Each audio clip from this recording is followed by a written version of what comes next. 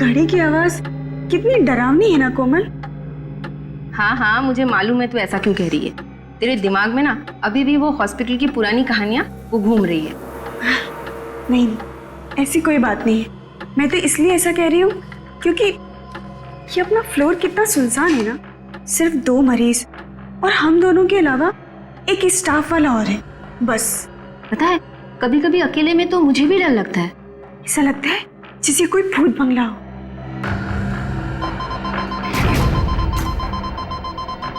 कोमल, एक इमरजेंसी है first floor पे। मैं अभी आती हूँ। हाँ।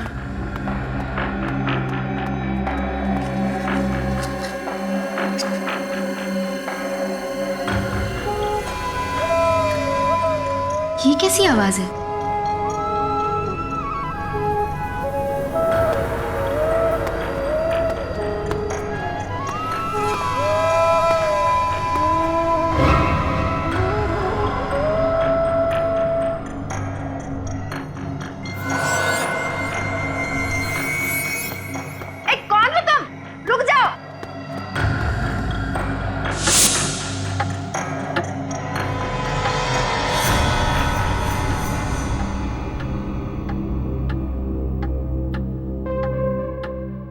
ये काम अधूरा छोड़कर कोमल कहाँ चली गई? कौन हो तुम? अरे रुको, अरे कहाँ जा रहे हो? अरे कुछ जवाब क्यों नहीं देते? रुक जाओ। अरे अरे सुनिए तो सही, सुनिए, रुकिए। अरे सुनो। जी मैम। तुमने कोमल को देखा कहीं? नहीं मैम, मैं इस फ्लोर पे नहीं हूँ और अभी अभी आया हूँ ये सामान रखने के लिए। ये आवाज किसकी आ रही है? पता नहीं मैम।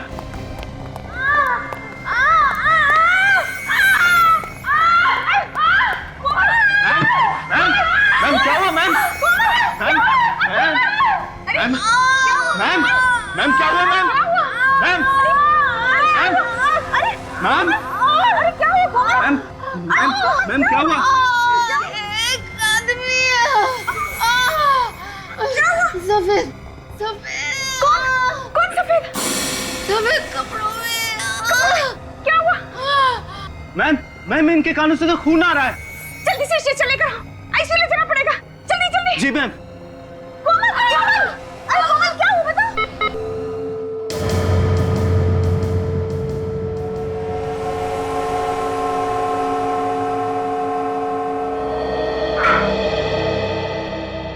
सारी कोशिशें बेकार गई। She is dead.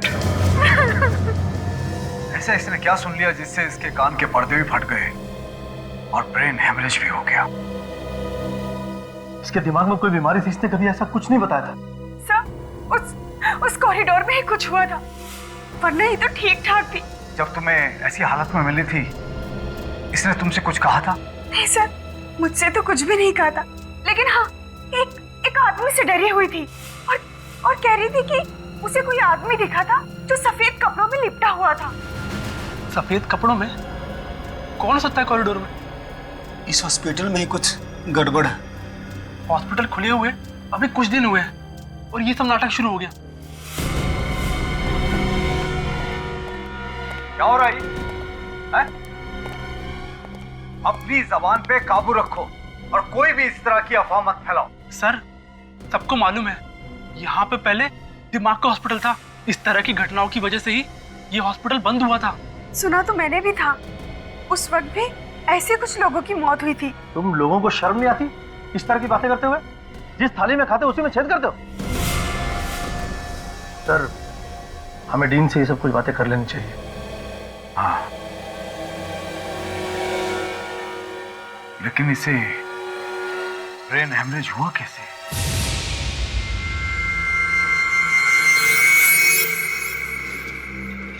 अरे यार श्रवण, ये कॉरिडोर तो ठीक ठाक दिखता है, फिर कोमल मैडम की मौत कैसे हो गई? वो सब बातें मत कर, कोई सुन लेगा। हमें क्या लेना देना है उस बात से? लेना देना है, आखिर उसकी मौत अचानक कैसे हो गई बिना किसी वजह के? रात को 4 बजे ये सब बातें डिस्कस कर रहा है तू? आसपास कोई हो सकता है। कहाँ पे? मैं बोल भी नहीं सकता हूँ, वो सुन लेंगे तो नाराज हो जाएंगे। तुम्हें ना यार पक्का डरपोक है।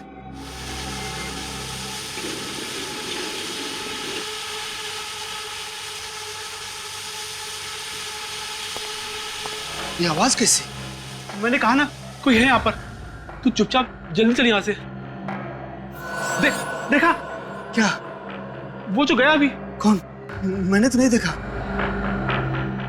अच्छा तू रुक यहीं, मैं अभी आता हूँ। अभी अभी तो इतना डर रहा था, अब अचानक कहाँ जा रहा है तू? मैं अभी आके बताता हूँ।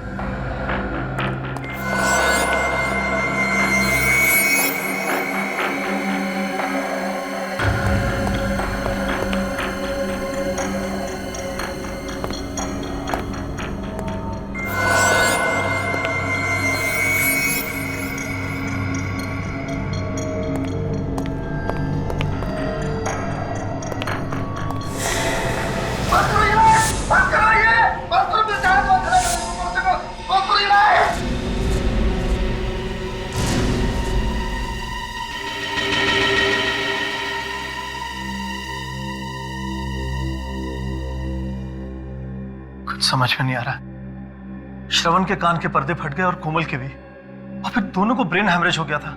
जो साइकेट्रिस्ट इसे चेक करके गया वो कह रहे थे कि इसके दिमाग में डर बैठ गया है। जब तक इसका डर दूर नहीं होगा ये कुछ नहीं बता पाएगा। लेकिन मेरी समझ में नहीं आ रहा कि मैं लोगों को कैसे समझाऊं, क्या बताऊं उन्हें। चारों तरफ हॉस्पिटल की बदनामी हो रही है, लोग तरह तरह की बातें करने लगे हैं। सर, लोग ऐसे ही तरह तरह की बातें नहीं कर रहे। इस हॉस्पिटल में जरूर कुछ गड़बड़ है, मगर आप लोग बातें छुपाने की कोशिश कर रहे हैं। मुझे नहीं रहना यहाँ पे, मैं आज ही यहाँ से चला जाऊंगा, किसी दूसरे हॉस्पिटल में अपना इलाज करा लूंगा। प्लीज प्लीज, आप लोग इस तरह की उल्टी सीधी बातें करके मामले को तूल मत देना।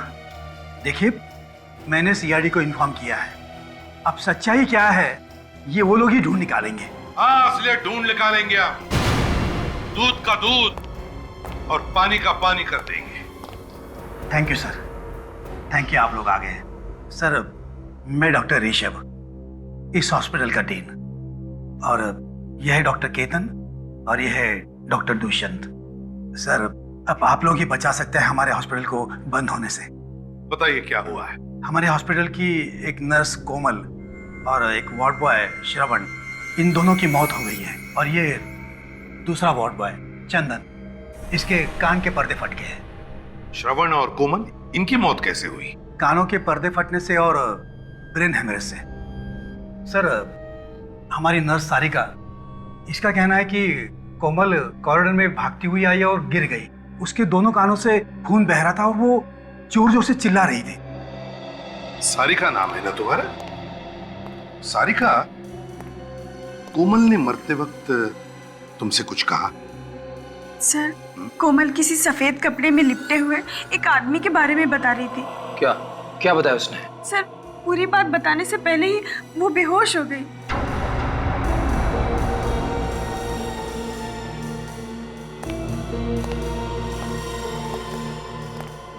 चंदन और श्रवण, क्या इन दोनों के साथ भी वैसा ही हुआ जैसा सारिका बता रही है? जी सर, इन दोनों की मौत भी ठीक वैसी हुई, और वो भी उसी कॉरिडोर में। अच्छा, ये चंदन ने खुद कुछ बताया था? नहीं सर, ये कुछ बोलने की हालत में नहीं है। बोलने की हालत में नहीं है?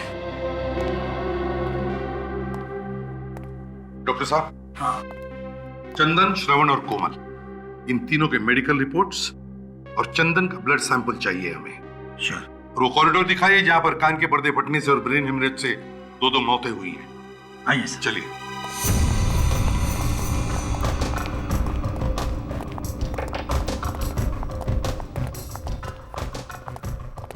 सर, यही वो कॉरिडोर है जहां दोनों घटनाएं हुई है। सारिका, तुम उस वक्त कहां पर थी? सर, मैं और कोमल सामने कैबिन में बैठे हुए थे सर। फिर कुछ देर के लिए मैं नीचे चली गई रिसेप्शन पर। जब वापस आकर देखा तो कोमल कैबिन में नहीं थी सर। तभी मैंने देखा कि वो वहां से भागती हुई आ रही है और उसके कान से बहुत खून निकल रहा था सर। सर, चंदन और श्रवण दोनों यही बेहोश मिले थे। यही पर, इसी कॉरिडोर? हाँ सर। डॉक्टर ऋषभ, कितने वार्ड्स हैं यहाँ इस कॉरिडोर में? सर, 2 पेशेंट वार्ड्स, एक सप्लाई रूम और एक एग्जामिनेशन रूम। 4 कमरे हैं। विवेक, काजल, इन चारों कमरों को अच्छी तरह से चेक करो और जितने भी उंगलियों के निशान हैं सब के सब उठाओ।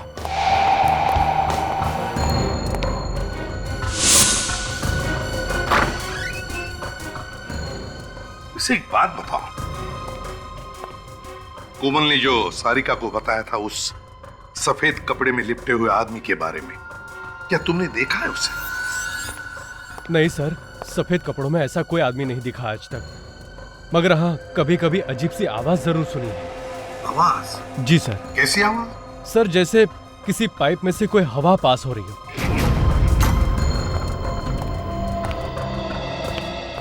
डॉक्टर ऋषभ।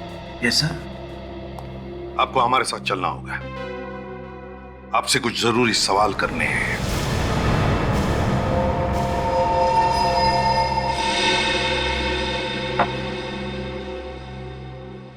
देखिए मिस्टर ऋषभ, घबराइए मत। अखबार में छपने से आपका हॉस्पिटल बंद नहीं होगा। बंद तो नहीं होगा सर, लेकिन बदनामी तो होगी ना। हाँ, बदनामी तो जरूर होगी, क्योंकि वहां काम ही कुछ ऐसा हुआ है।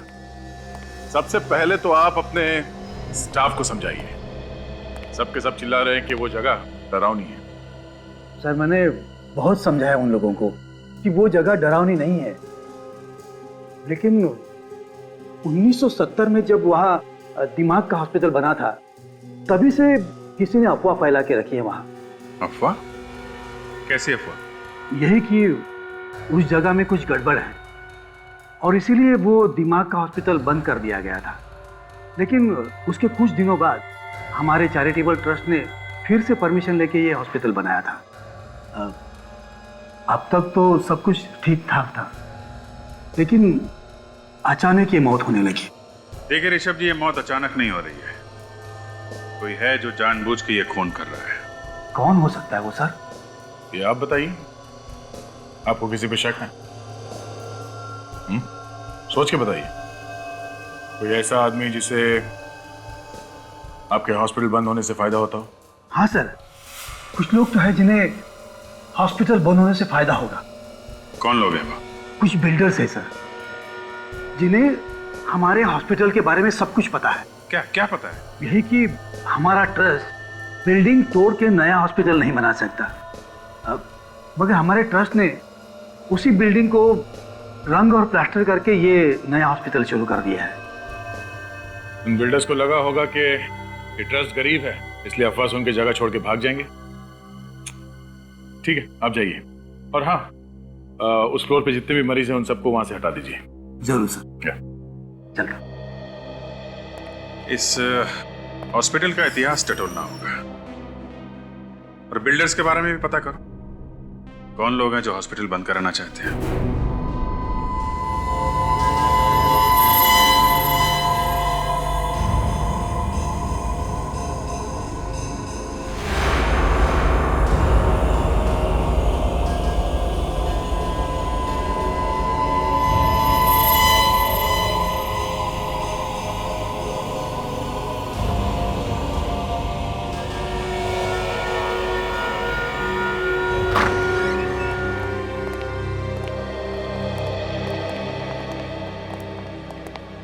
हाँ भैया, क्या हाल है?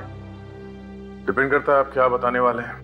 हाँ, मैं ये सोच रहा हूँ कि आखिर इन दोनों की दिमाग की नस कहाँ फटी और कैसे फटी। क्योंकि देखो, ये दोनों के दोनों जवान हट्टे कट्टे, तो फिर इन्हें ब्रेन हेमरेज हुआ कैसे? यार दरअसल ब्रेन हेमरेज तो 40-50 साल की उम्र के बाद हुआ करता है। तो फिर एक बात पक्की है बॉस, इन दोनों के कान के पर्दे फट गए।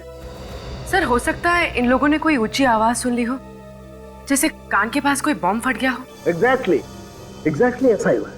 वैसे भी इन दोनों की पोस्टमार्टम रिपोर्ट हमें ये बताती है कि इन दोनों को ना तो कोई कान की बीमारी थी और ना ही कोई ब्रेन हेमरेज होने के लक्षण थे। मगर सर, ऊंची आवाज से कान के पर्दे कैसे फट सकते हैं?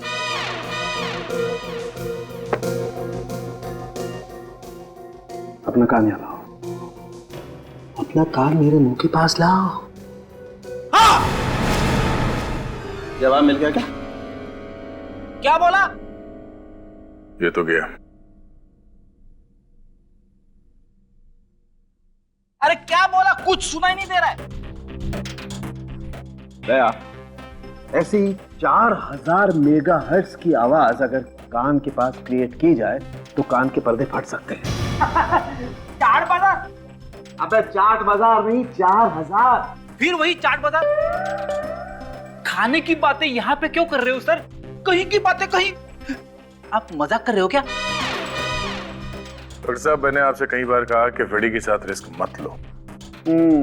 हाँ यार, गलती मेरी है बस।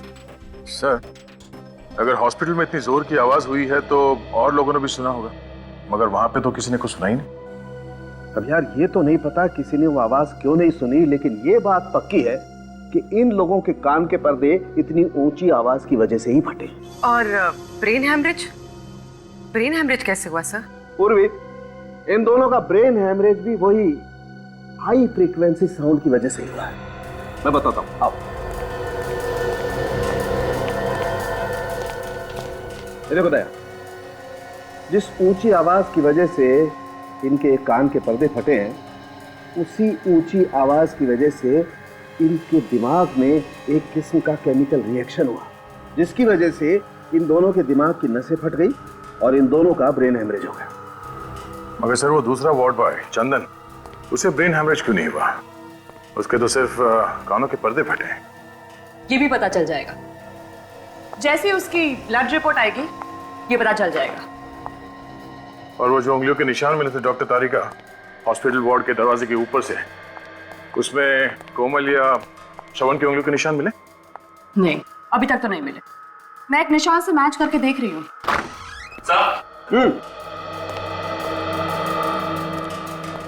सर, चंदन के खून की रिपोर्ट। Okay, thank you.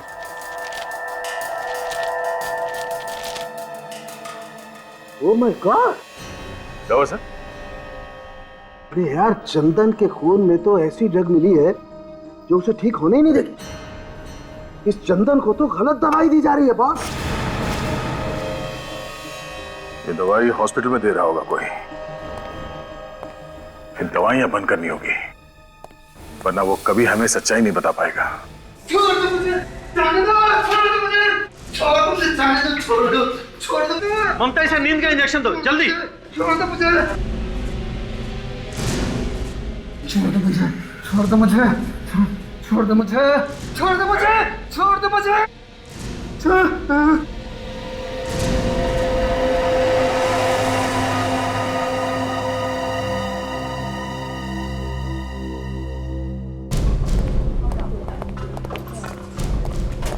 इसे हर तरह की दवाइयां कर दी, लेकिन इसकी हालत में कोई भी सुधार नहीं आ रहा। ममता, तुम ऐसा करो, जो प्रेस्क्राइब्ड इंजेक्शन है ना, वो इसे दे दो।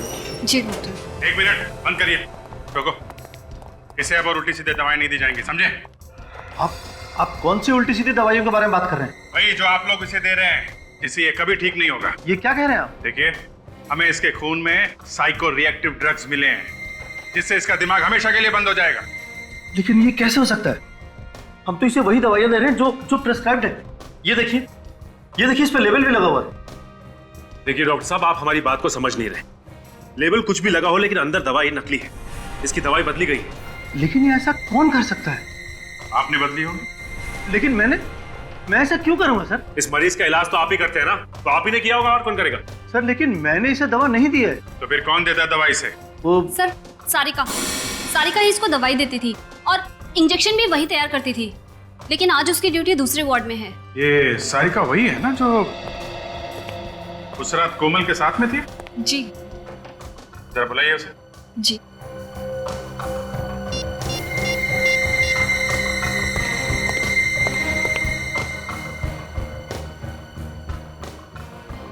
सर, वो फोन नहीं उठा रही है। सर, कहीं वो भाग तो नहीं गई?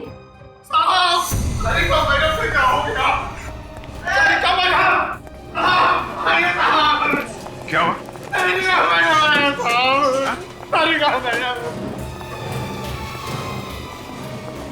ओह नो, देखो जरा। ये तो मर चुकी है। ओह, ये हथेली देखो, लगता है जहरीली पिन मारी गई है और नीला पड़ गया आसपास। काजल, अच्छी तरीके से बॉडी चेक करो। सब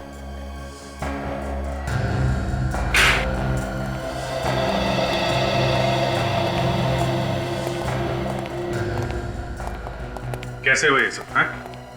साहब मैं डिटर्जेंट का बॉटल लेने गया था साहब, तो उसी टाइम देखा कि सारिका मैडम मरी पड़ी है। तुमने यहाँ पे और किसी को देखा? नहीं साहब, सर मैंने 15 मिनट पहले सारिका मैडम को कॉरिडोर पे देखा, वो बिल्कुल ठीक थी सर।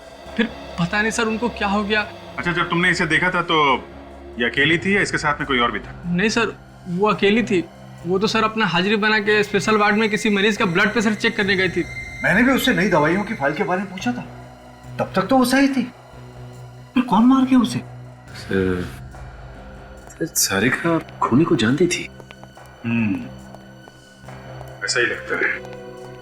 और खूनी को लगा हुआ कि हम इस सारिका तक पहुंचने वाले हैं, इसलिए उसने सारिका का खून कर दिया। इस सारिका तो सिर्फ एक मोहरा थी अभिजीत। असली खूनी तो अभी भी शराफत का मुखौटा लगाकर घूम रहा है हॉस्पिटल में। इसके शराफत का मुखौटा उतारने के लिए कोई चाल चलनी पड़ेगी दया, क्योंकि खूनी को पता चल चुका है हम उस तक पहुंचने वाले हैं, इसीलिए उसने सारिका को मार दिया। सारिका के हस्बैंड से पूछताछ करेंगे, उसे कुछ ना कुछ तो मालूम होगा वो किसके लिए काम करती थी। मगर वो भाग गया, कभी ना कभी तो वापस आएगा ना।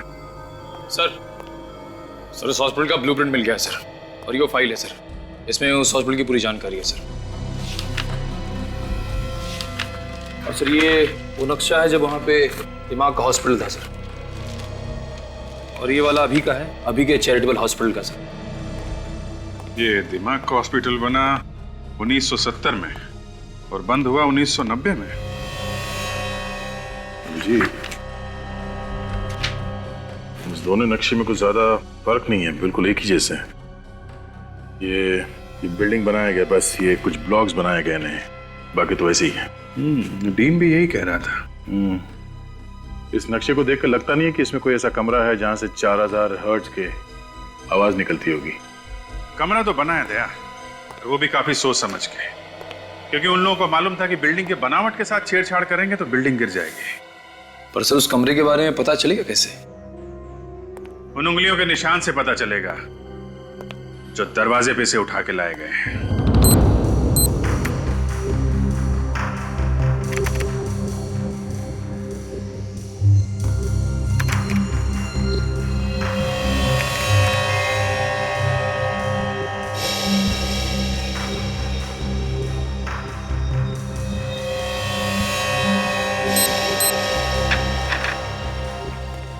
अभिजीत, हॉस्पिटल के उस कॉरिडोर में जितने भी दरवाजे हैं उन सब पर उंगलियों के निशान तो काफी है, लेकिन मरने वालों में से किसी की भी उंगलियों के निशान वहां पर नहीं है। कमाल की बात है, एक भी निशान नहीं है। नहीं, एक और कमाल की बात है, उस कॉरिडोर में एक कमरा ऐसा भी है जिसके दरवाजे पर सिर्फ 2 लोगों की उंगलियों के निशान है। और वो 2 निशान है किसके? विवेक और काजल के। विवेक और काजल की उंगलियों के निशान उस दरवाजे पे मिले? शायद हुआ ऐसा होगा कि खूनी ने जाते वक्त दरवाजे पर जितने भी उंगलियों के निशान थे सब साफ कर दिए, लेकिन जब काजल और विवेक कमरे में चेक करने के लिए पहुंचे तो उनकी उंगलियों के निशान उस दरवाजे पर रह गए। मतलब खूनी हॉस्पिटल का ही कोई आदमी है, और उन दोनों मरने वालों को जो कुछ भी हुआ है उस कमरे में ही हुआ है। शायद खूनी वहां छुप के बैठा होगा। मगर उस कमरे को विवेक और काजल ने बहुत अच्छी तरह से चेक किया और वहां पे ऐसी कोई चीज नहीं मिली जिसकी आवाज से कानों के पर्दे फट जाएं। फिर भी दया, फिर से चेक करना पड़ेगा वो कमरा। सर 2 बिल्डर्स के बारे में पता चला है सर, जो दुआ कर रहे कि हॉस्पिटल बंद हो जाए और वो लोग उसे खरीद सके। अच्छा, कौन लोग हैं ये? एक है जयंत और दूसरा दामोदर। सर ये जयंत वहाँ पे एक हाउसिंग सोसाइटी बनाना चाहता है और दामोदर वहाँ पे एक बड़ा सा मॉल बनाना चाहता है। तो फिर इन दोनों में से कोई है जो हॉस्पिटल को बदनाम करके फायदा उठाना चाहता है। एक अजीब बात और है सर। अरे तो पेट में क्यों छुपा रखा है, बता ना, क्या अजीब बात है? ये दामोदर पिछले 1 महीने से कर्नाटक में है, लेकिन जयंत उसी हॉस्पिटल में भर्ती है जहाँ पे ये सब हो रहा है। अच्छा, जयंत उसी हॉस्पिटल में है।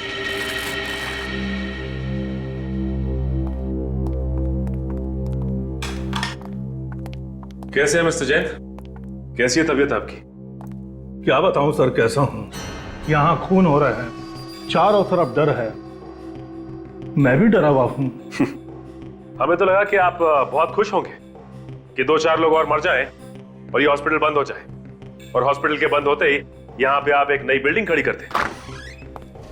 सर, जैन बहुत बड़ा आदमी है, उसके साथ छेड़छाड़ करने से हंगामा हो सकता है, और फिर अगर न्यूज़पेपर में आ गया तो हमारे हॉस्पिटल की बदनामी होगी सर। तो अब क्या हो रहा है, हैं? अब क्या हो रहा है डॉक्टर ऋषभ? कोई कसर बाकी है हॉस्पिटल की बदनामी होने की? जो कुछ भी हुआ है ना, इसी कमरे में हुआ है, इसी कमरे में। सर, यहाँ तो मरीजों की जांच होती है। तो फिर इसका मतलब है बहुत सारे मरीज आते होंगे इस कमरे में? हाँ। तो फिर उनके उंगलियों के निशान कैसे नहीं इस कमरे के दरवाजे पर? क्या बिना हाथ लगाए अंदर घुस आते? ये आप क्या कह रहे हैं? मैं भला ऐसा क्यों करूंगा? मैं कुछ समझा नहीं। इतने नासमझ तो आप लगते नहीं है। आप इस हॉस्पिटल की जमीन को खरीदना चाहते हैं ना, इसलिए हॉस्पिटल को बदनाम करने के लिए आपने लोगों का खून कर दिया। यहाँ का स्टाफ और यहाँ के मरीज हॉस्पिटल छोड़कर भाग रहे हैं, लेकिन आप है कि यहीं पे चिपके हुए। क्यों? मैंने खून नहीं किया। तो फिर हॉस्पिटल में मरीज बन के आने का आपका मकसद क्या है? मरीज हूं तो मरीज बनकर ही आऊंगा ना। रेडी? या जितनी भी मशीन है, एक एक मशीन को अच्छी तरह से चेक करो, एक एक मशीन को। कोई भी चीज छूटनी नहीं चाहिए। वो चीज यहीं पर छुपी है जिसमें से वो भयानक आवाज आकर लोगों के कानों के पर्दे फटे, समझे? वैसे ये आपकी रिपोर्ट तो बताती है कि आपके दिल में दर्द उठा था और आप भागते हुए हॉस्पिटल चले आए थे, लेकिन हॉस्पिटल के डॉक्टर्स का कहना है कि आपके सीने में दर्द वक्त कुछ नहीं हुआ था, सब नाटक था ये। जब तक दर्द चला गया था। ओह, आपका दर्द चला गया, लेकिन आप यहाँ पे चिपक कर बैठ गए। क्यों? बोलती बंद हो गई ना? इस हॉस्पिटल में जो भी खून हो रहे हैं आपकी देखरेख में हो रहे हैं, और यहाँ तक कि कोमल और सारिका का खून भी आप ही ने करवाया है। ऐसी कौन सी चीज है वो? ये जो आपकी सारी मशीन है ना, सब खोल कर देखेंगे, पता चल जाएगा कहां से आवाज आती है। वो खोल के देखेंगे? जी हाँ। ये मशीनें खराब हो जाएगी सर, बहुत कीमती मशीनें हैं ये। आपकी मशीनें कीमती है या इंसान की जान कीमती है? कैसे डीन है आप? कैसे डॉक्टर है आप?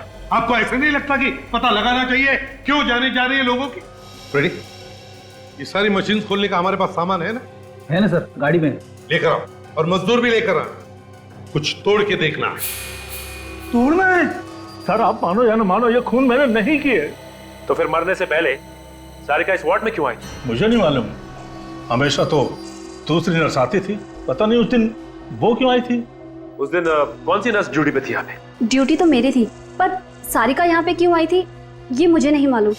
ये तो हम पता लगा ही लेंगे, लेकिन जब तक ये केस सॉल्व नहीं हो जाता आपको इस हॉस्पिटल में कुछ और दिन आराम करना होगा। जी हाँ जी, बोलिए क्या चाहिए? हम लोग सीआईडी से। आप प्रतीक हैं, सारिका के हस्बैंड? जी। देखिए, एक अजीब बात पता चली है। जो आदमी हॉस्पिटल में मर्डर कर रहा है, आपकी वाइफ उसके साथ मिली हुई थी। शक था मुझे भी यही शक था। जरूर वो कोई गलत काम कर रही है। अगर आपको शक था तो आपने पूछा नहीं अपनी वाइफ से? पूछा था सर, लेकिन उसने कुछ नहीं बताया। चुप चुप के रोज फोन पे बातें किया करती थी किसी से। देखिए, मामला यहां तक पहुंच गया है तो आपकी इजाजत हो तो आपके घर की तलाशी लेनी पड़ेगी, क्योंकि खूनी अभी भी खुला घूम रहा है और हो सकता है सुराग आपके घर में ही। ठीक है, चेक करो। चलो। ये किससे फोन पे बातें करती थी आपकी वाइफ? क्या बातें करती थी? कुछ पता नहीं चला सर, और एक दिन अचानक देखा कि उसके पास बहुत सारा पैसा आ गया। मैं तो इतना सारा पैसा देखकर चौंक गया था।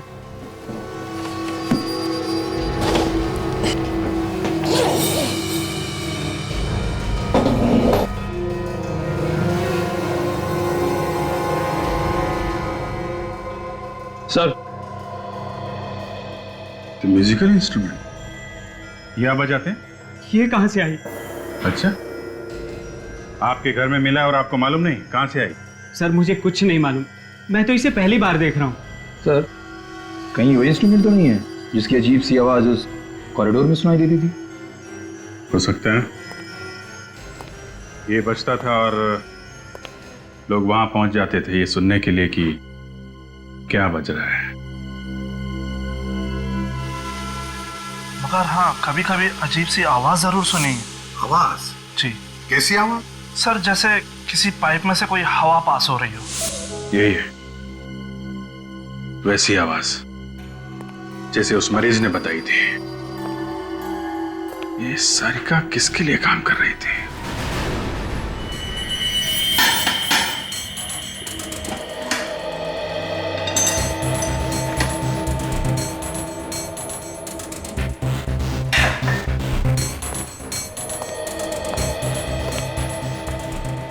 सर इस आदमी को पता भी नहीं कि क्या करना है, फिर भी इसने सारी मशीनें खोल के रखी है। ये आदमी ट्रेन है क्या? ट्रेंड नहीं हूं, लेकिन गधा भी नहीं हूं, समझे? सर, सर हम लोग जैन से मिलके आ रहे हैं। उसे देख के लगता नहीं कि उसे कोई बीमारी मारी है सर। अच्छा। और तो और सारिका ने मरने से पहले आखिरी बार जैन से ही बात की। और सर सारिका की ड्यूटी भी नहीं थी उस वक्त उस वार्ड में। तो बताइए डॉक्टर ऋषभ, इकट्ठा कट्टा आदमी जयंत आपके हॉस्पिटल में मरीज बनकर लेटता है और आपकी हॉस्पिटल की नर्स सारिका उससे मिलने के बाद मर जाती है। कैसे? मालूम नहीं सर। और सारिका, बताइए सारिका वहां पर गई क्यों उस वार्ड में जब उसकी ड्यूटी नहीं थी? मुझे मालूम नहीं सर। अरे इसके अलावा कोई जवाब है क्या नहीं आपके पास?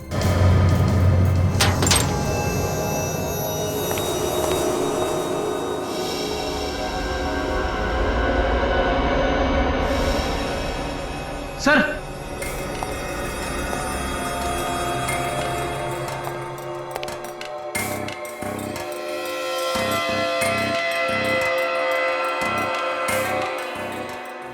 सोनिक वेपन, आवाज का हथियार।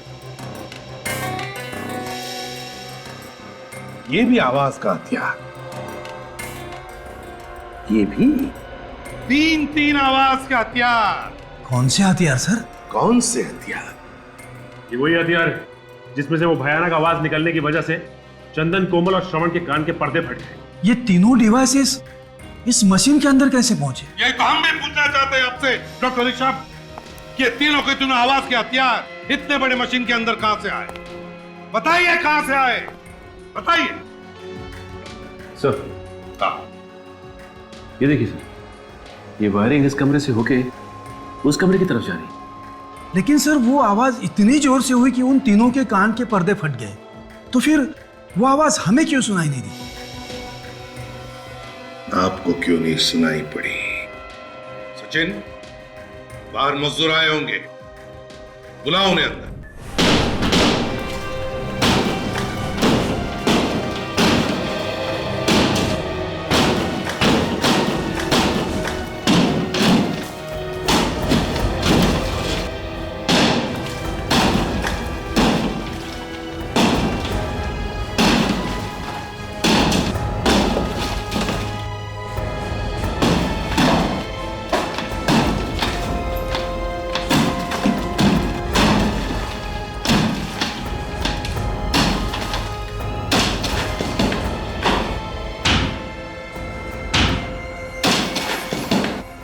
देखा डॉक्टर ऋषभ, सारी दीवारों को साउंड प्रूफिंग किया है, ऐसे साउंड प्रूफिंग। और इसीलिए या जो भी आवाज हुई अंदर वो बाहर किसी को पता नहीं चला।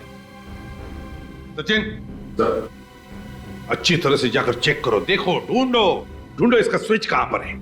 हाँ फ्रेडी, बंद करो अभी।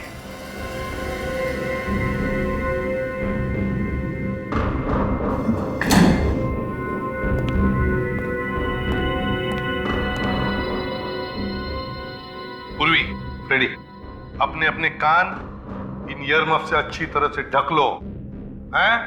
जरा भी लापरवाही हुई तो जान जा सकती है, समझे? हाँ सर। फ्रेडी,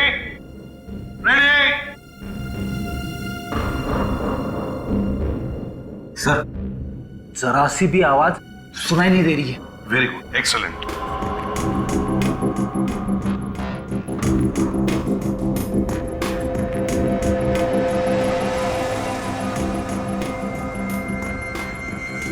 अब जैसे ही सचिन को वो स्विच मिलेगा, वो 5 सेकंड के काउंट के बाद वो स्विच ऑन करेगा और फिर इसमें से वो भयानक आवाज आनी शुरू हो जाएगी। ये रहा वो स्विच जिसे खूनी ऑन करता है और वहां से डिवाइस चालू होता है।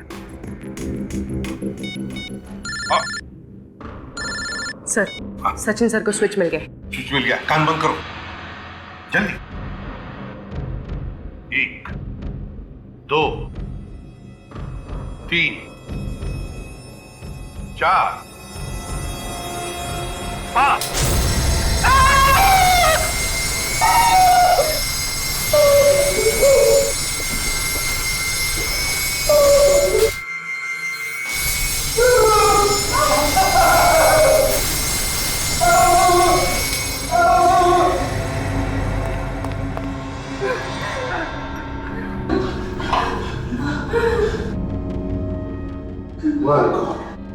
भयानक लाइट है।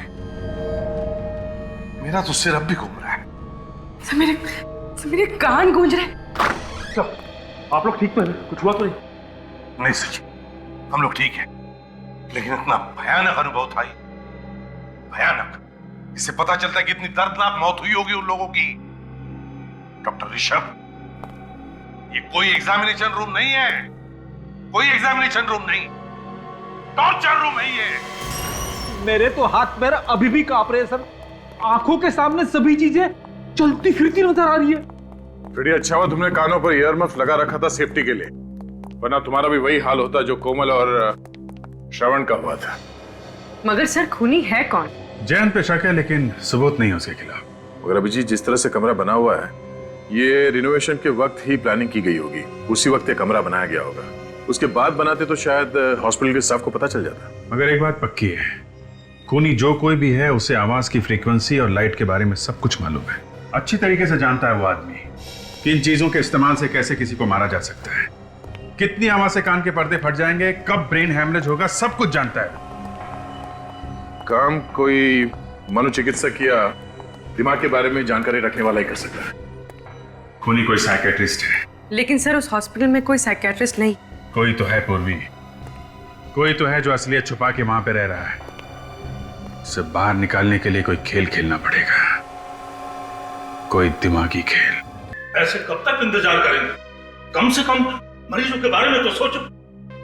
सर, हमें और भी मरीजों को देखना है, हम लोग चलें? नहीं,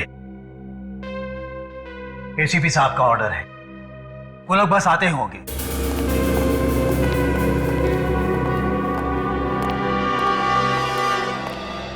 सर, पता चला कि खूनी कौन है? हाँ बिल्कुल पता चल गया, बस थोड़ी देर में बता देंगे। लेकिन फिलहाल हम आप लोगों की हिफाजत करने के लिए आए हैं। किस तरह की हिफाजत सर?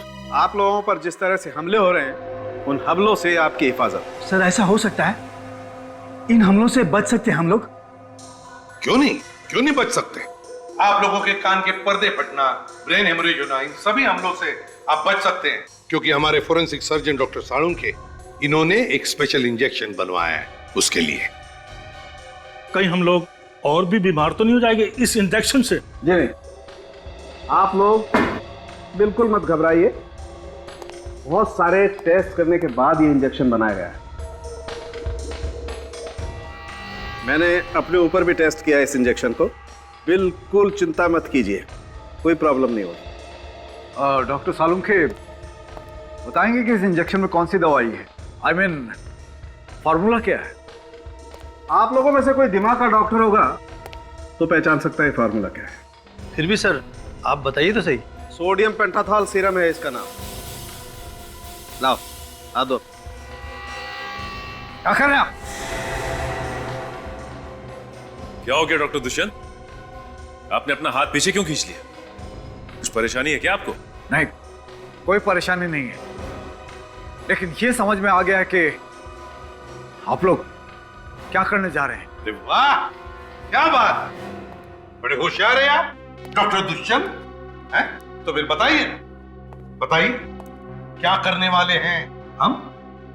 आप लोग हम सबको बेवकूफ बना रहे हैं, क्योंकि सोडियम पेंटाथॉल मानसिक रोग दूर नहीं करता है, बल्कि सच्चाई उगलवाने की दवा है जो कि अपराधियों को दी जाती है। डॉक्टर दुष्यंत, ये सब आप कैसे जानते हैं? डॉक्टर दुष्यंत तो और भी बहुत कुछ जानते हैं, है ना डॉक्टर दुष्यंत? ENT स्पेशलिस्ट, कान नाक और गले के स्पेशलिस्ट। वैसे आप मत घबराइए, इसमें सिर्फ ग्लूकोज का पानी है। हाँ डॉक्टर दुष्यंत, तुम्हारी सच्चाई जानने के लिए किया हुआ ये ड्रामा है, समझे? बोलिए क्या बोलना है? हटाओ!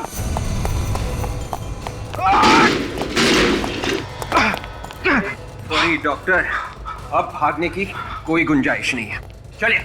क्यों डॉक्टर दुष्यंत, है? क्या हुआ?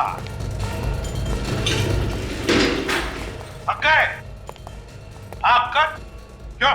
सर, इसे ऐसी सजा देना जो जिंदगी में फिर कभी ऐसा गुनाह करने के बारे में सोचे भी तो रूह कांप जाए इसकी। तो बताओ क्यों किए ये खून तुमने? हॉस्पिटल बंद करवाने के लिए। एक डॉक्टर होते हुए भी हॉस्पिटल बंद करवाना चाहते थे आप? इतना घिनौना काम क्यों?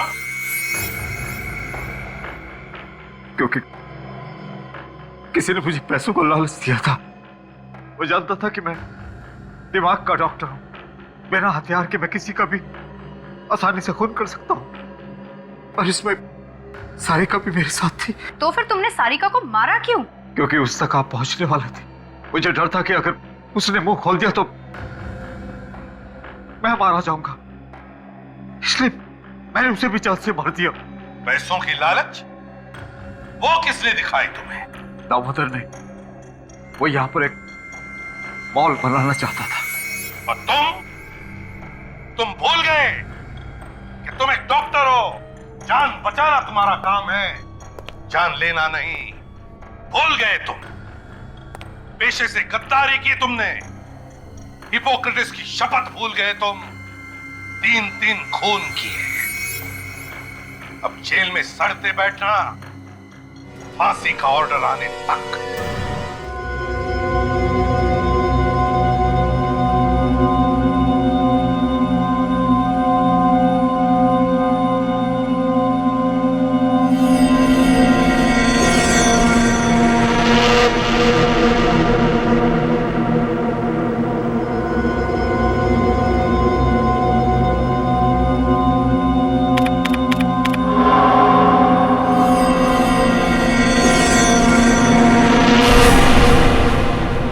क्या करूं?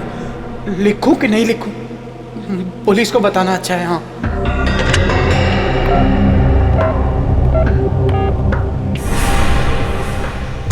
लेकिन अगर पुलिस ने कुछ नहीं किया तो एडिटर बोलेगा मुझे क्यों नहीं बताया। हाँ, एडिटर को बताना अच्छा है। हाँ, एडिटर को। अगर मेरा शक गलत निकला तो हमारे अखबार की बहुत बदनामी हो जाएगी, पर अगर मेरा शक सही निकला तो आग लग जाएगी, आग हर जगह। क्या करूं, कुछ समझ में ही नहीं आ रहा है। What should I do?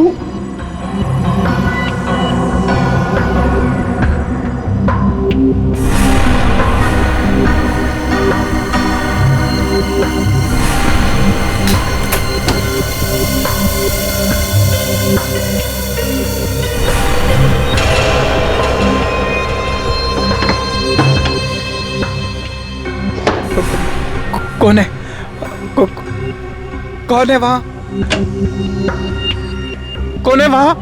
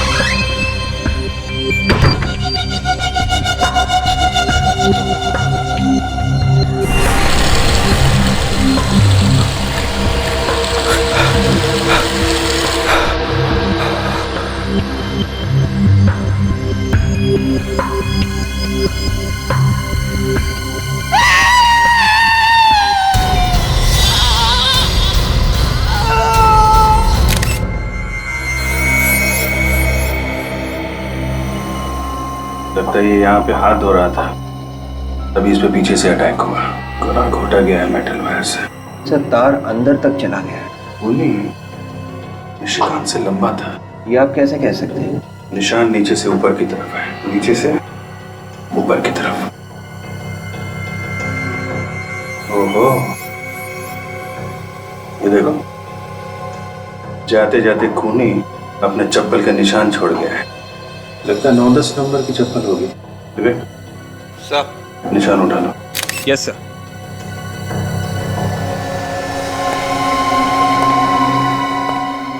कुछ मिला काजल? तो सारी चीजें उछल पुछल हैं। खूनी ने निशिकांत के केबिन की अच्छी तरह से तलाशी ली। मेज में ऐसा क्या था जो खूनी यहाँ से चुराना चाहता था? सर, ये देखिए सर, निशिकांत ने अपने केबिन में सर ये मैग्नेटिक लॉक लगा रखा है। बाकी ऑफिस के किसी भी केबिन में ऐसा मैग्नेटिक लॉक नहीं है सर। अच्छा, ये ताला तो कार्ड से खुलता है ना, चाबी वगैरह तो नहीं होती? नहीं सर, ये कार्ड से खुलता है। निशिकांत के अलावा किसके पास था ये कार्ड? सर, ये कार्ड सिर्फ उन्हीं के पास रहता था। अब उन्होंने ये कार्ड किसी और को दिया हो, सर ये मुझे नहीं पता।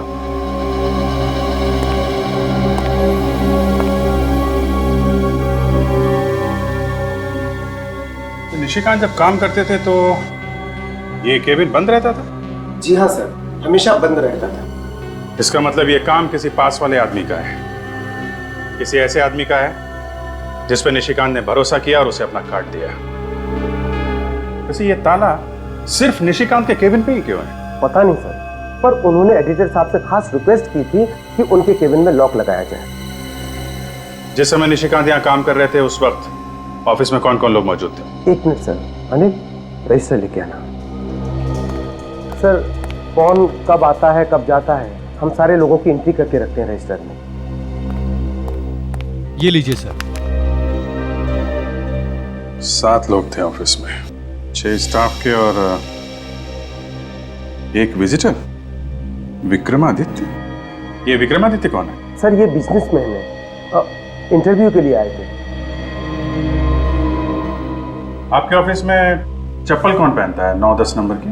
चप्पल तो अमित साहब ही पहन के आते थे सर। अब चप्पल 9 नंबर की या 10 नंबर की ये मैं आपको नहीं बता सकता।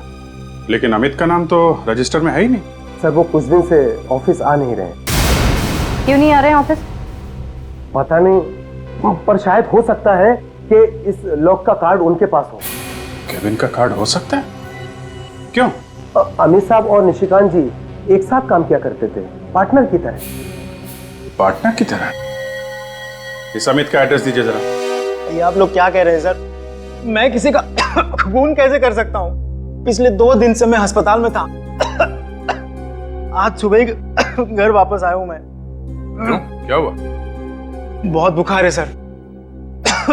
वो लोग बोल रहे थे कोई नई बीमारी है, किसी को भी लग सकती है, इसीलिए मुझे घर भेज दिया। बताया नहीं कि क्या बीमारी है? मैंने पूछा था सर, वो लोग सब डर गए थे। मुझे कहा तुम घर जाओ, दवाइयाँ हम घर ही भेज देंगे। आप लोग भी चले जाओ सर, ये बीमारी आप लोग को भी लग सकती है। सर, अभी चलते, बाद में आते ना। खूनी चाहे बीमारी क्यों ना हो, रहेगा वो खूनी ही। हम तुम्हें छोड़ के कहीं नहीं जाएंगे। वैसे कौन से हॉस्पिटल में थे तुम? Life long hospital. Life long hospital? Ready? इसकी चप्पल देखो। मैं सर? फ्रेडी, इसकी चप्पल उतारो। मुझे कुछ हो जाएगा। उतारो। चप्पल उतारो। क्यों सर? मैंने कहा चप्पल उतारो।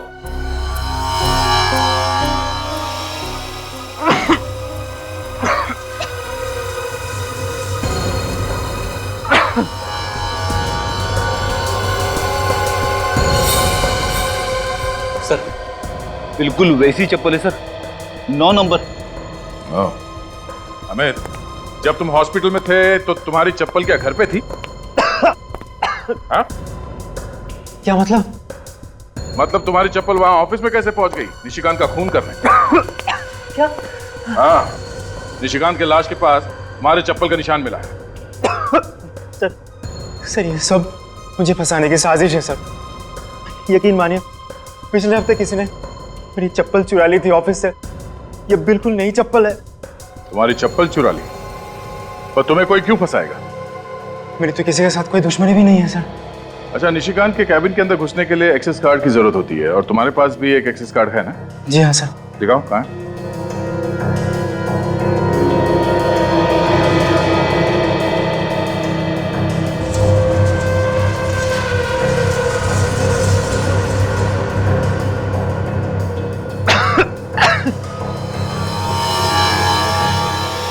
अरे ये कैसे हो सकता है सर?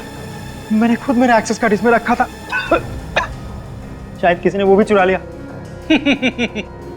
चप्पल चोरी हो गई, एक्सेस कार्ड भी चोरी हो गया। देखो अमित, ये सब ड्रामा पीआईडी के सामने नहीं चलेगा, समझे? मैं सच बोल रहा हूँ सर। झूठ बोल रहे हो तुम। सर मुझे तो लगता है इसने एक्सेस कार्ड का इस्तेमाल किया, ये कैबिन के अंदर घुसा और फिर वॉशरूम में इसने निशिकांत का खून कर दिया। हालत देखिए आप लोगों ने मेरी। मैं तो ठीक से खड़ा भी नहीं हो पा रहा हूँ। आप लोग हॉस्पिटल वालों से क्यों नहीं पूछ लेते जाके? उनसे भी पूछ लेंगे। अच्छा ये बताओ कि तुम्हें किसी पे शक है? कौन मार सकता है निशिकांत को? ये जरूर रागिनी का काम होगा। रागिनी? कौन रागिनी? रागिनी हमारे ऑफिस में ही काम करती है, न्यूज रिपोर्टर है। उसके साथ निशिकांत के अक्सर झगड़े होते थे सर। किस बात को लेके होते थे झगड़े? कि रागिनी उससे जलती थी क्योंकि हमारे एडिटर निशिकांत को उससे बेहतर मानते थे। इसीलिए सर। रेडी पूर्वी, सिटी न्यूज के ऑफिस में जाके इस रागिनी के बारे में सारी इंफॉर्मेशन निकालो। निशिकांत के खूनी का पता चल गया। पता चल गया? कौन है? रागिनी। रागिनी? हाँ सर, पूछताछ से पता चला है कि जिस वक्त निशिकांत का खून हुआ उस वक्त रागिनी ऑफिस में ही थी। जिस वक्त निशिकांत का खून हुआ उस वक्त रागिनी ऑफिस में ही थी, मगर अटेंडेंस रजिस्टर पर रागिनी का नाम ही नहीं था। रजिस्टर पे एंट्री किए बिना ही ऑफिस में घुस के खून करने का इरादा था सर उसका। पर एक बात है सर, रागिनी एक लड़की है और स्टील वायर से गला दबाने के लिए हाथों में काफी ताकत होनी चाहिए। सिक्योरिटी गार्ड के हिसाब से रागिनी की लंबाई निशिकांत से कम है और जिस तरह से गला दबाया गया है नीचे से ऊपर, ये तो किसी लंबे आदमी का काम होना चाहिए ना सर। विवेक, जरा उस ड्रॉर से रस्सी लेके आना इधर।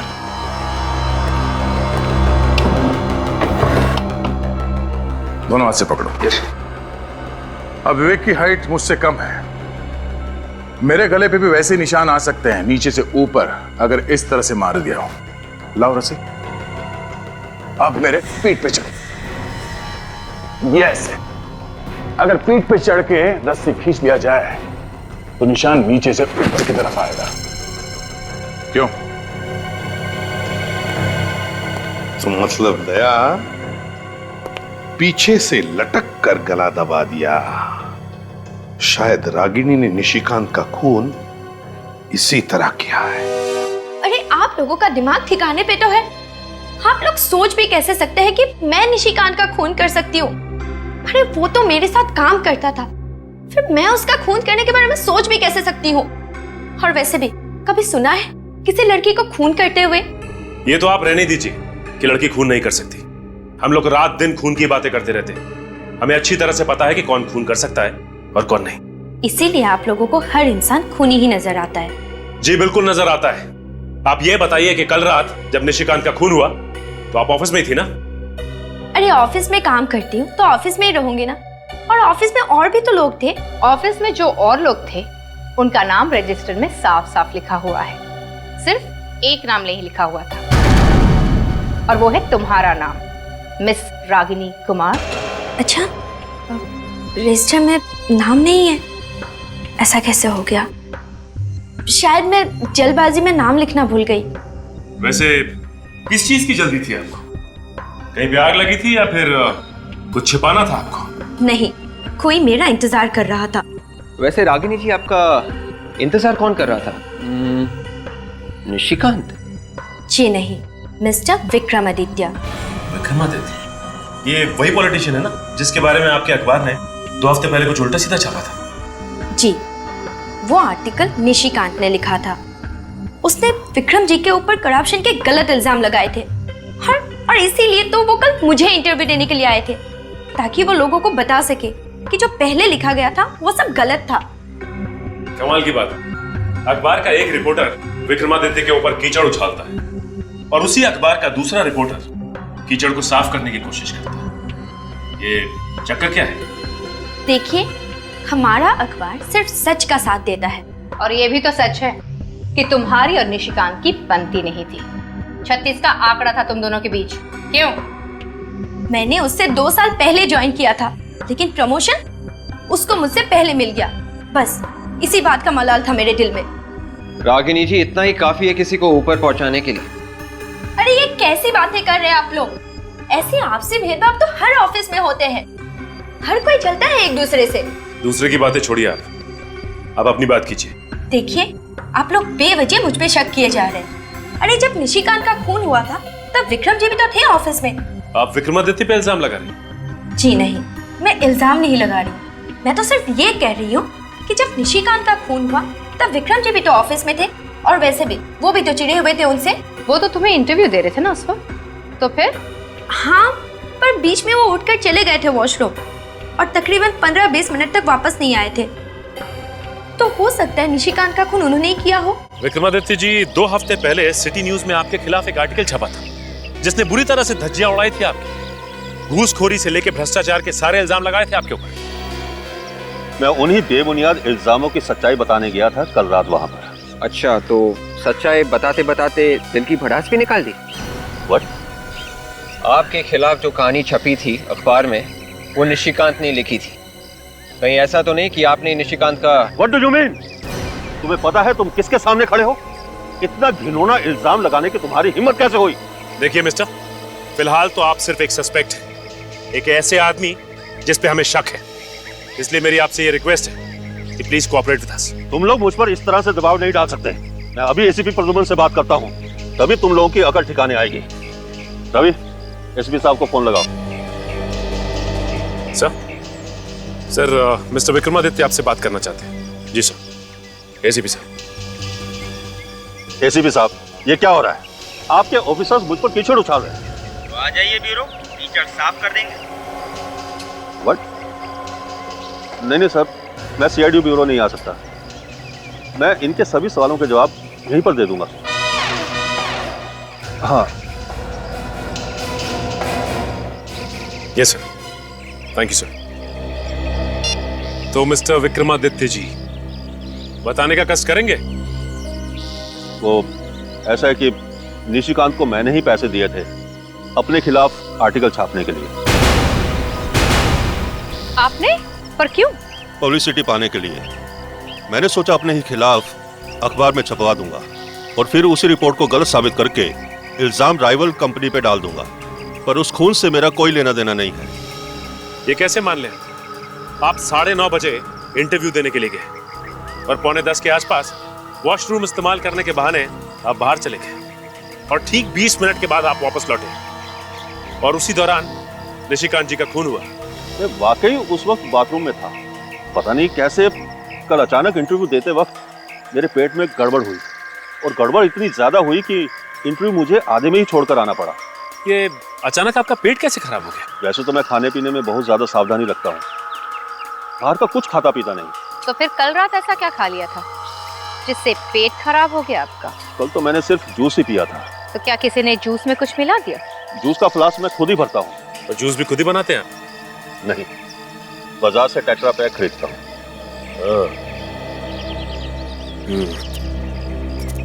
इनकी बात पर यकीन तो नहीं होता। इनका ब्लड चेक करवाओ, पता चल जाएगा कि वाकई में इनका पेट खराब है या फिर ये ड्रामा कर रहे हैं। यस सर, मैं सिटी न्यूज के ऑफिस में ही हूँ। जी, निशिकांत के केबिन की सर्चिंग चल रही है सर। सर, मुझे भी लगता है वहीं से कुछ ना कुछ मिलेगा। Yes sir.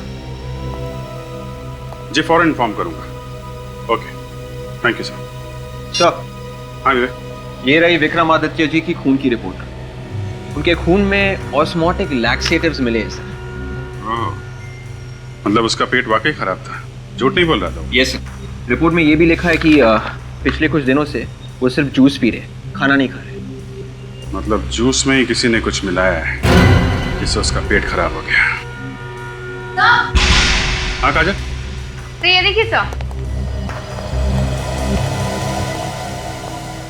तो यहाँ पे कुछ है।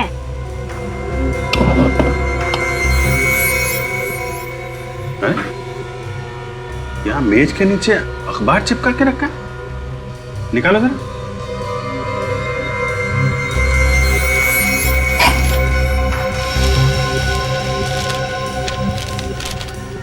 ये अखबार यहाँ नीचे छुपा के क्यों रखा है?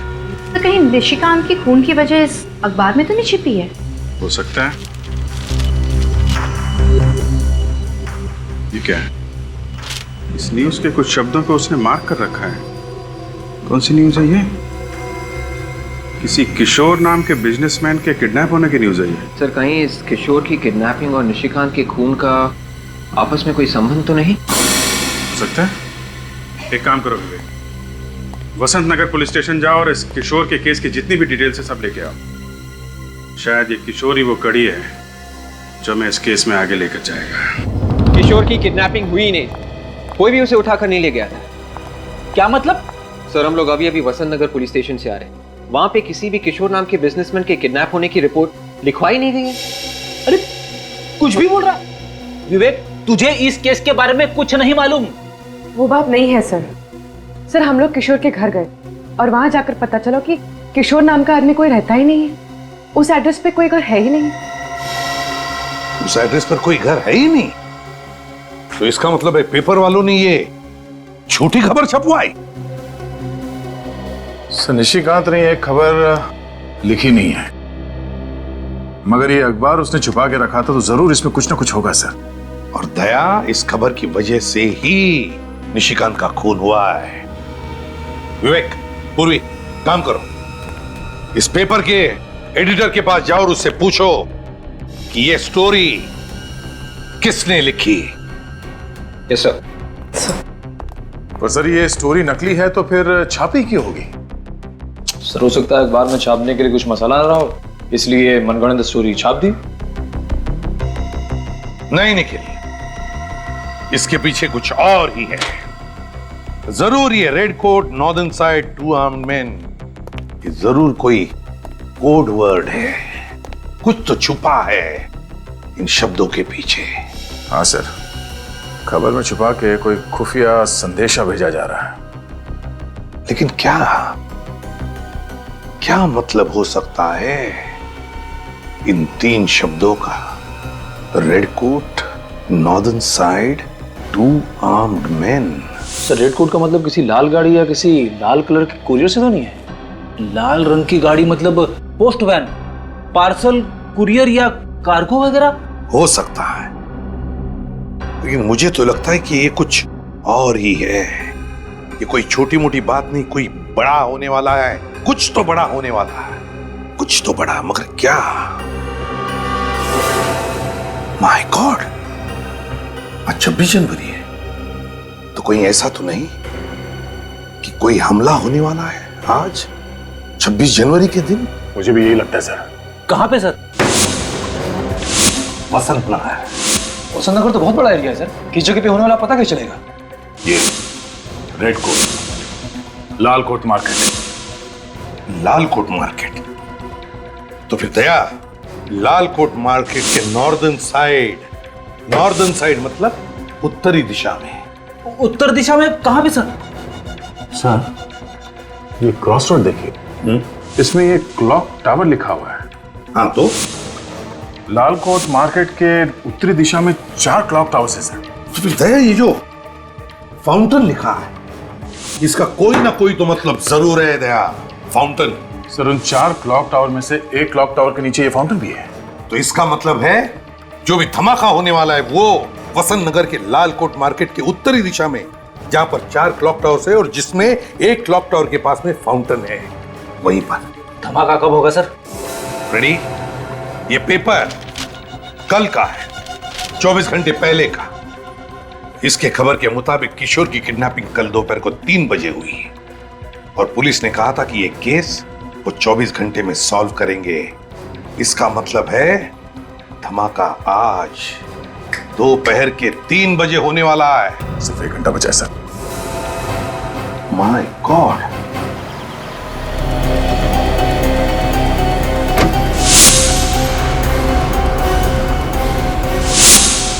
तीन बजने में 5 मिनट बाकी है।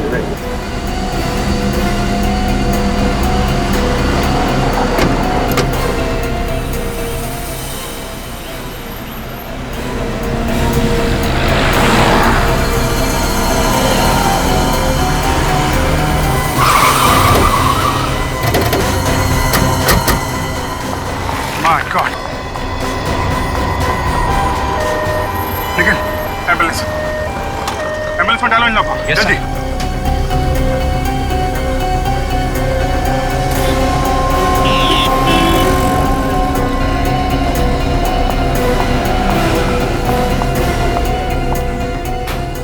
संभाल के। मैम आपको कुछ नहीं होगा, संभाल के, संभाल के। दूसरी बॉडी भिजवा। काजल, काजल, क्या हुआ? I'm okay, sir. पता नहीं आतंकवादी हमारे देश को निशाना क्यों बनाते हैं। सेंटिमेंटल वाला टाइम नहीं है काजल। ये पता लगाना जरूरी है इस ब्लास्ट के पीछे कौन है। एक बार ये लोग हाथ में आ गए ना, एक एक ब्लास्ट का हिसाब लेंगे इनसे। सर बॉम्ब इसी कार में लगा के रखा था। देखो अंदर कुछ मिलता है क्या? कहीं ये ब्लास्ट कोई चेतावनी तो नहीं है आगे आने वाली किसी बड़ी मुसीबत के लिए? सीनियर इंस्पेक्टर अभिजीत बोल रहा हूँ CID से। लाल कोट मार्केट में एक बॉम्ब ब्लास्ट हुआ है। हाँ, लगता तो है किसी आतंकवादी संगठन का हाथ है। आप पूरे शहर में रेड अलर्ट करवा दो, अभी के अभी। या सर। हाँ नहीं सर, चेजिस नंबर मिल गया। मिल गया? जी सर। क्या है? 1PO 9834F। 9834F, very good. पता चल जाएगा इस कार का मालिक कौन है। Hello RTO।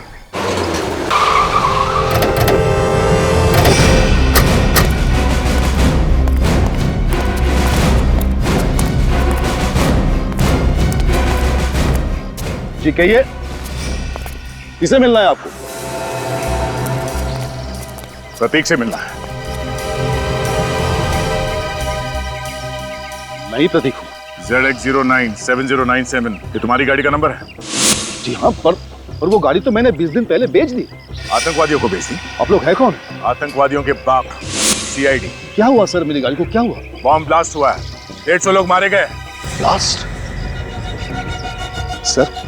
सर मेरे यकीन कीजिए सर, मैंने वो गाड़ी 20 दिन पहले बेच दी। कार किसे बेची?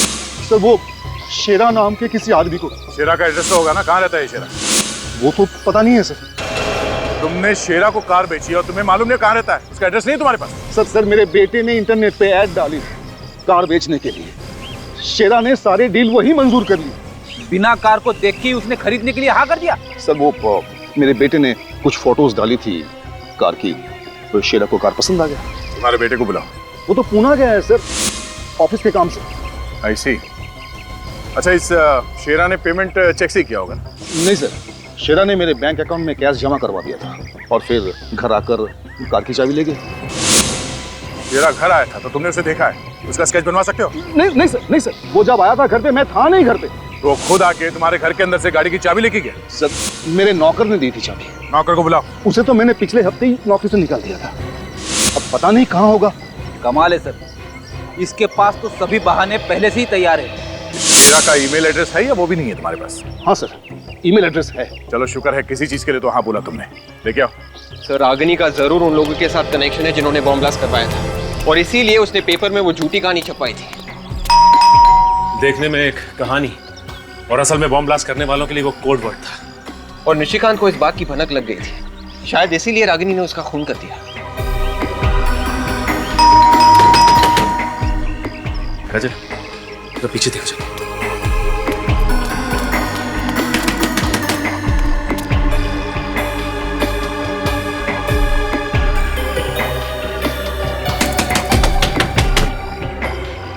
लगता है ये रागिनी दरवाजा नहीं खोलने वाली। मैं दरवाजा तोड़ दूं? तोड़ दो।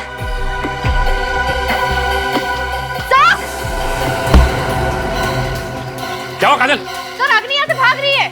ओह माय गॉड, विवेक तुम उधर जाओ, मैं यहाँ देखता हूँ।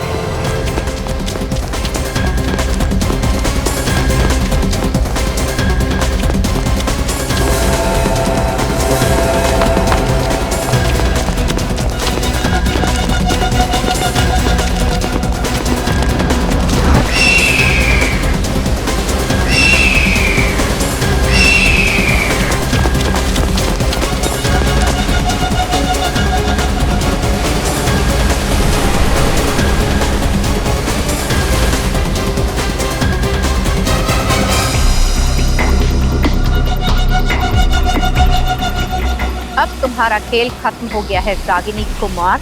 हाँ ठीक कहा तुमने, खेल खत्म हो चुका है। रागिनी! रागिनी!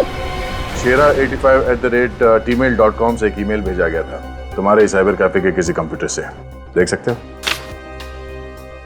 जी हाँ सर, नेम और एड्रेस दोनों मिल गया सर। 53 मयूर विहार सिप्रा रोड। इस शेरा से मिलना पड़ेगा। थैंक्स। Yes sir. एक धमाका तो हो चुका है, बाकी के धमाके कहाँ होने वाले हैं? ये राज तो रागिनी की मौत के बाद दफन हो चुका है। भले ही रागिनी की मौत हो चुकी हो, लेकिन कोई ना कोई कड़ी यहाँ से जरूर मिलेगी जो हमें यह बता सके कि इन आतंकवादियों का मकसद क्या है। क्या है उनका मकसद? घर का कोना कोना छान मार।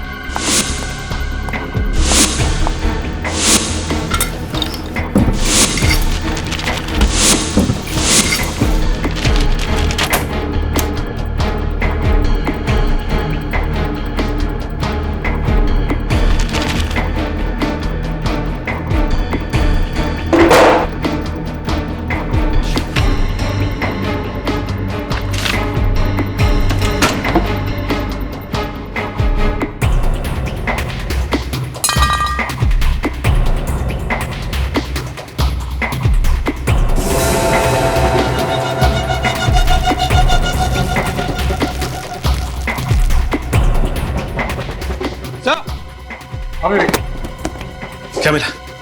गन। ये तार, इस पे खून लगा हुआ है। कहीं ये वही तार तो नहीं जिससे निशिकांत का खून किया गया था? हो सकता है। और ये वो एक्सेस कार्ड, शायद ये अमित का ही होगा। ये रहे मिस्टर विक्रमादित्य के पेट खराब होने की वजह। माय गॉड, देखो और कुछ मिलता है क्या?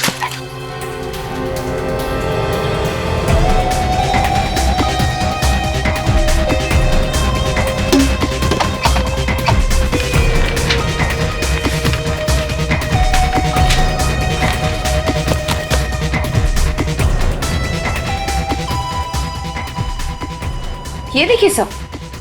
पता जी, इतने सारे पासपोर्ट, एक ही शक्ल है पर हर पासपोर्ट में नाम अलग अलग है। प्रीति, अमृता, शिल्पा, नुपुर, कामना, लक्षिता। और यहाँ पे ये रागिनी बन के रह रही थी और उसने अखबार में जर्नलिस्ट की नौकरी भी की ताकि आसानी से छुप छुप के आतंकवादियों को मैसेज भेज सके। इन लोगों ने काफी लंबी प्लानिंग की है। अखबार में आर्टिकल्स और क्रॉसवर्ड के जरिए पूरे देश में आतंकवाद फैलाया जा रहा है। हाँ विवेक, इसका लैपटॉप चेक करो, देखें क्या मिलता है।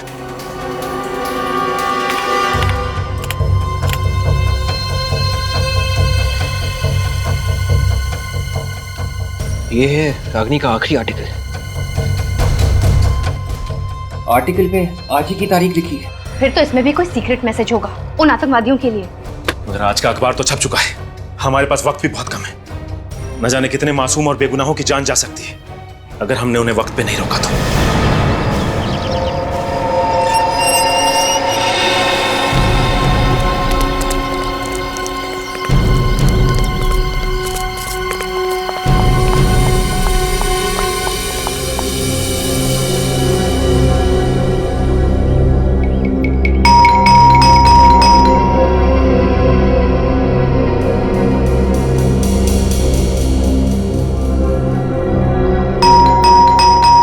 पुरोहित,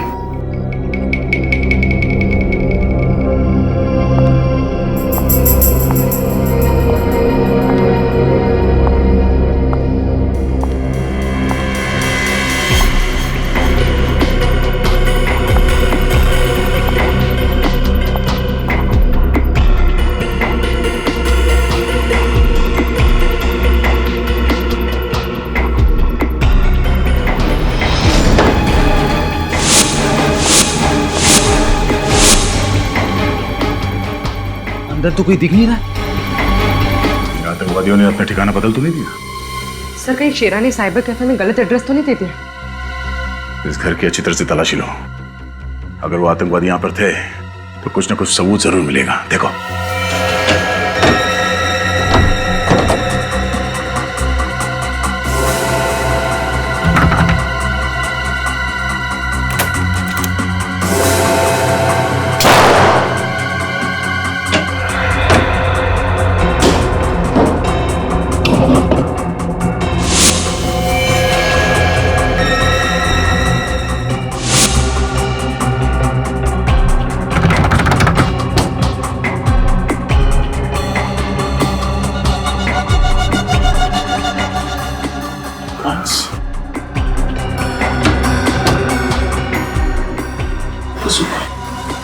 रेडी, उर्वी, बोलो इसे।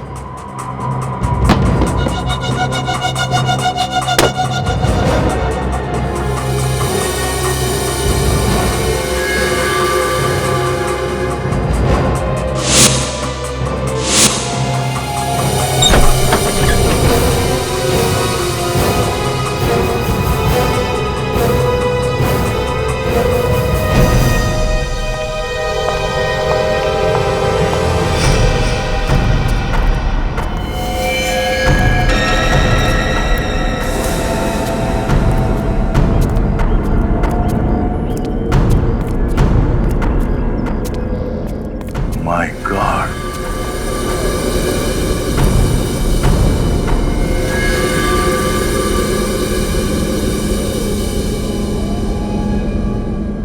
लगता है उन लोगों ने वो बॉम्ब यहीं पे बनाया था। ये लोग एक बार भी नहीं सोचते ऐसा घिनौना काम करने से पहले? उन लोगों के दिलों में नफरत भरी पड़ी है। लालकोट मार्केट पे जो ब्लास्ट हुआ है ये हमारा ध्यान भटकाने के लिए किया गया है। असली अटैक कहीं और होगा सर। क्या ये दूसरा अटैक कहां पर होगा ये मुझे लगता है हमें रागिनी के आर्टिकल से पता चल जाएगा। रागिनी के आर्टिकल से। विवेक, क्रॉसवर्ड पजल हो गए? हाँ सर, क्रॉसवर्ड्स में जो वर्ड्स मिले हैं वो है एंटरटेनमेंट, प्रेशियस, कोचिंग, टाइम और royal. Entertainment, precious, coaching, time और रॉयल। तो इनके कोई कनेक्शन है रागिनी के आर्टिकल में से? रागिनी के आर्टिकल में हमने ये वाले शब्द मार्क किए sir. Club, school, 9 o'clock, necklace of queen Perl.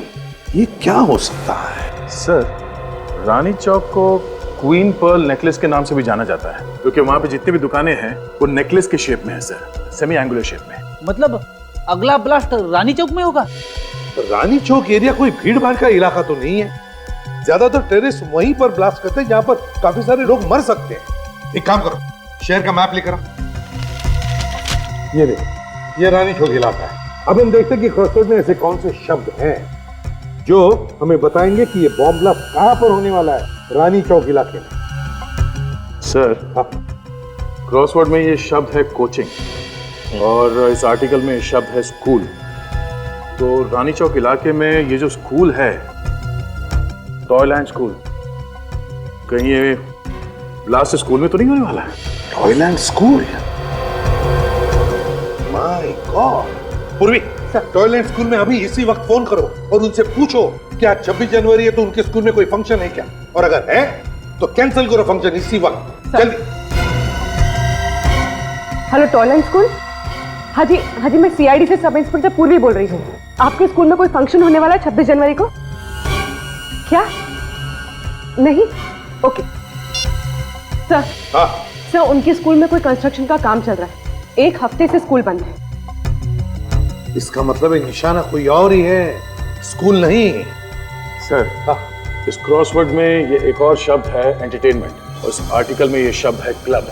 और रानी चौक इलाके में बहुत सारे रिक्रिएशनल क्लब हैं, तो कहीं ये ब्लास्ट किसी क्लब में तो नहीं होने वाला? हाँ, हो सकता है। हेलो, हाँ, आतंकवादी संगठन के बारे में पता चल गया? Very good. हाँ, ओके, या, thank you so much. Sir, ये काम किसी तरकश आतंकवादी गुट का है सर। तरकश?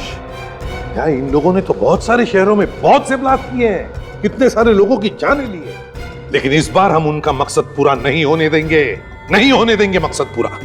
विवेक, इंटरनेट से पता लगाओ इनके तरकश की गतिविधियों के बारे में, निकालो कुंडली उनकी। सर,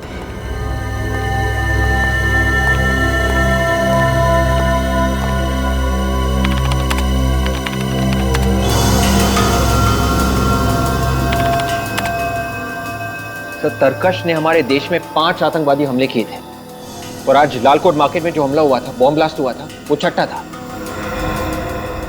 और पिछले साल आर्मी के साथ हुई मुठभेड़ में तरकश के 2 आतंकवादी मारे गए थे। तरकश की आर्मी के साथ मुठभेड़? क्या हुआ था? एक मिनट, क्या हुआ है? ये देखिए सर, आज अशोक क्लब में एक फंक्शन है। इस फंक्शन में आर्मी ऑफिसर को उनकी बहादुरी के लिए मेडल दिए जाएंगे और इन ऑफिसर में कुछ ऐसे ऑफिसर हैं जो पिछले साल तरकश के आतंकवादियों को मारने में शामिल थे। अशोक क्लब रानी चौक में ही है। अब समझ में आया गया। शेरा के घर के दीवारों पर बदला ये शब्द क्यों लिखा है? बदला तो इन आतंकवादी कीड़ों का अगला निशाना है Ashok club. Mister Raghu. Yes sir. मैं एसीपी प्रद्युमन, सीआईडी से। चलिए सर। हाँ। सर, आपका फोन आते ही मैंने पूरे क्लब की सिक्योरिटी टाइट करा दी सर। ये अंदर आने के कितने दरवाजे हैं? 5 दरवाजे हैं सर, और 5 के बार खड़ा पैरा है। और अगर हमला उन्होंने ऊपर से किया तो? सर, हमारे मिलिट्री हेलीकॉप्टर ऊपर सिक्योरिटी राउंड लगा रहे हैं। ये सुनिए। मिस्टर रघु, आपकी सिक्योरिटी अरेंजमेंट बहुत अच्छी है, मगर हम यहाँ किसी मामूली आतंकवादी ग्रुप के बारे में बात नहीं कर रहे हैं। हम बात कर रहे हैं दुनिया का बहुत ही खतरनाक आतंकवादी ग्रुप तरकश के बारे में। इन्होंने कई बार कड़ी से कड़ी सिक्योरिटी में घुसकर हमला किया है। एक काम करो, क्लब का ब्लूप्रिंट दिखाओ हमें। आतंकवादी अंडरग्राउंड से ही आएंगे। ये देखो, एंट्रेंस के नीचे 4 ड्रेनेज टनल्स है, 1A, 1B, 2A, 2B, और हॉकी के पीछे की तरफ ड्रेनेज 3A और 4A, 2, कुल मिला के 6 टनल्स है। तो लगता है ये अंडरग्राउंड से ही आएंगे, टनल में से। तो सामने के जो 4 टनल्स है, इस पे तो सिक्योरिटी है। मगर पीछे 2 ड्रेनेज जो है, इस पे सिक्योरिटी लगाई इसमें? नहीं सर। नहीं? What nonsense! किस तरह की सिक्योरिटी है ये? दिखाइए हमें। दया, यहीं से आएंगे वो। चलो।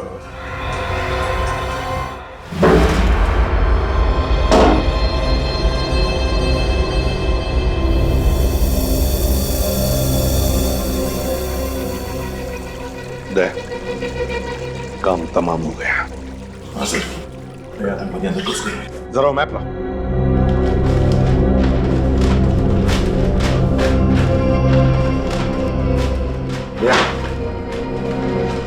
ये वो दोनों ड्रेनेज टनल्स हैं। यहां से रास्ता किचन की तरफ जाता है। किचन में छुपे होंगे वो लोग। Let's go. कोई बाहर का आदमी आया? नहीं सर, यहाँ तो सब अंदर के ही लोग हैं। सर, रामू और गणेश को किसी ने स्टोर रूम में बांध के रखा। रामू और गणेश? हाँ जी। किधर? स्टोर रूम में। Oh my God! इसमें क्या है? वो लोग थे सर, हमारे कपड़े पहनकर ऑडिटोरियम में गए हैं। तुम्हारे कपड़े पहनकर ऑडिटोरियम में? वेटर के कपड़े पहनकर?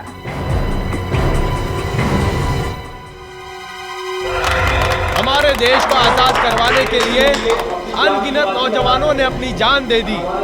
आज हमें स्वतंत्रता मिली है तो सिर्फ उन देशभक्त सिपाहियों की वजह से जिन्होंने अपना बलिदान दे दिया। आज हम चैन की सांस ले रहे हैं तो उसका श्रेय सिर्फ हमारे नौजवान सिपाहियों को जाता है। आज हम चैन की नींद सो पा रहे हैं तो वो सिर्फ हमारे देशभक्त सिपाहियों की वजह से। और आज इस ब्रेवरी अवार्ड्स का आयोजन किया गया है तो वो सिर्फ उन सिपाहियों के सम्मान के लिए।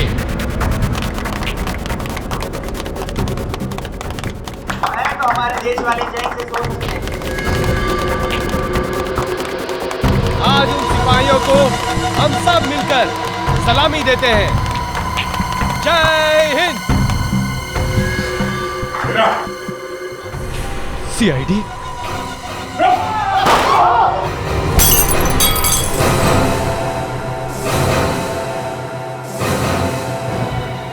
मैं तो मरूंगा, लेकिन तुम सब लोगों को लेकर मरूंगा।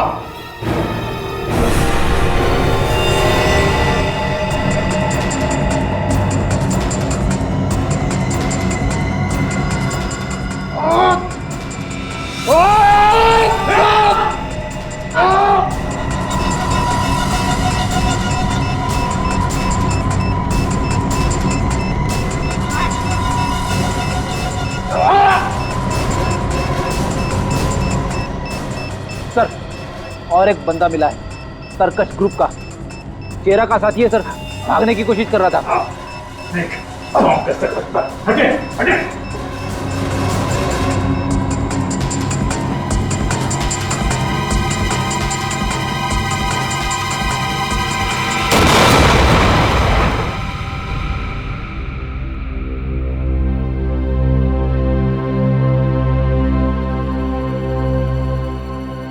तरकश, खेल खत्म।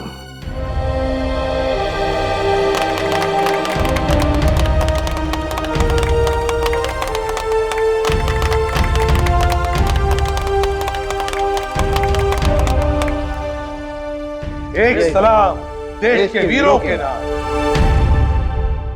इस तरह के और भी एपिसोड देखने के लिए हमारे चैनल को सब्सक्राइब करें और बेल आइकन दबाना ना भूलें।